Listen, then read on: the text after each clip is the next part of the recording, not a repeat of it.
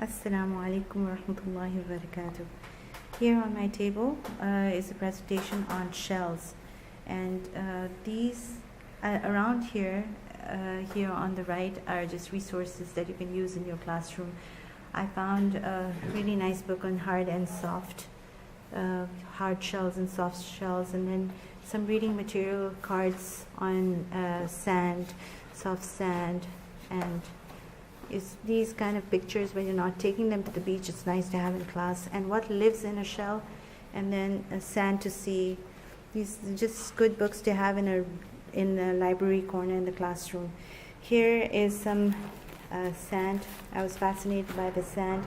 I actually got some from Navarre Beach because their sand is white and we have brown sand here. So it's always nice for the children to see that there are different kinds of sand. You have brown sand, you have white sands, and then I have a box here with shells. I've taken out a few, but this is not how I show them, because mystery is something that the children love. And so here in my box is just an ordinary box, but in this box I have my shell collection, and gradually as I go on, I've already done a video on this to show you, but I've taken out each one, and I don't show the children. I take it out and I use expressions like, oh, what could be inside? It feels hard, it feels soft. Oops, it's really hurting me. I wonder if it's something that is alive in my box. Things like that. So a lot of dramatic, talk. Just a lot of, you can say, trying to get the children to figure out what it is that you're going to be taking out.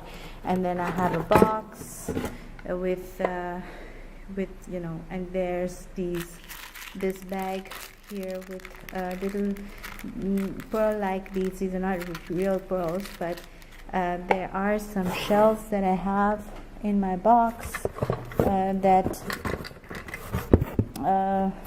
like this one. Someone gave this to my mother. My mother has a lot to do with some of the collections I have here. This was given to her as a gift. So this is also nice for the children to see, where there's an actual pearl-like thing stuck on the shell. And then I say, oops, what a prickly shell, and look at this prickly shell that came out of the box. The kids love it. So it's a really good thing to show that it's fascinating for them. And then these look like dinner plates. So you have these, and then you tell the children, these look like plates, and I said, am I going to eat something in them? And then I say, no, pearls live in this, were born in this. And then I can put a pearl in here and show them. And then the last shell that I have, I also have comparisons, sorry. Like for instance, if I always take shells out one at a time, and if they're similar, I keep them together. Like these ones I would keep together, these ones I keep together. So the children are also learning to sort out and identify through shapes. So there's a lot of learning to do here. This is supervised learning. I don't leave this in the class for them to do, but I do it with them. Like this one and this one will be together.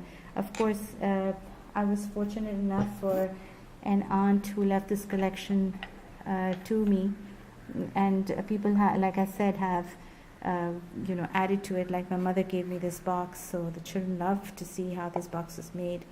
It's a very old box. And then this particular shell, as you can see, the biggest, I say, what could be inside this big bag? And then when I open it, they're so fascinated because it's the biggest shell of all. So mystery and covering things up really fascinate the children. And when you show them, they say, wow. So you say, why don't you say Subhanallah? When you see something beautiful, say Subhanallah. Look at this starfish. This was a real starfish, but it died, and so it's been dried up. But it was a real starfish. So you say Subhanallah. Subhanallah to all the beautiful creations of Allah subhanahu wa ta'ala. And then you take them out one by one, and then the children can come up and help you put them back in the box. So that way they're doing something.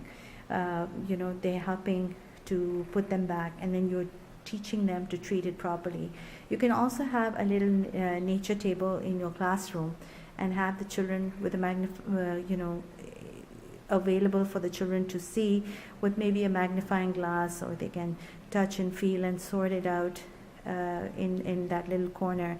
So a lot of valuable educational material can be created, and you just have to keep on a lookout.